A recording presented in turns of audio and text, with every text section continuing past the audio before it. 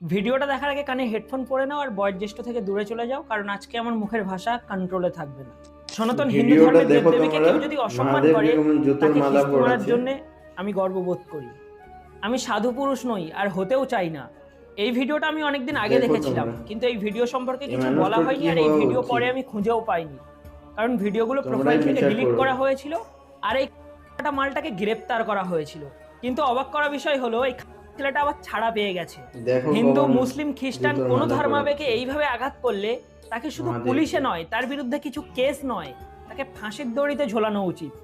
এবার এই ব্যক্তি যদি জেল থেকে বেরিয়ে আবার এরকম ভাবে ভিডিও করে, তাহলে আর কেউ কেস করো না। মালটাকে ধরে চার রাস্তার মোড়ে নিয়ে আসতে হবে, বাকিটা আমরা বুঝে নেব। ভ্যানচোদ সাহস কি করে হয় এদের মহাদেবের গলায় জুতোর মালা পরাতে? बहुत गुस्सा आता है, ইচ্ছে করছে এই দুটো ধরে টোকা দিয়ে बट দিই। कुछ नहीं कर सकते ना, দেখো वो হাসবে না, মাথা इसलिए কিন্তু तो মারা খুব গরম হয়ে আছে। उसको मिलेगा ना।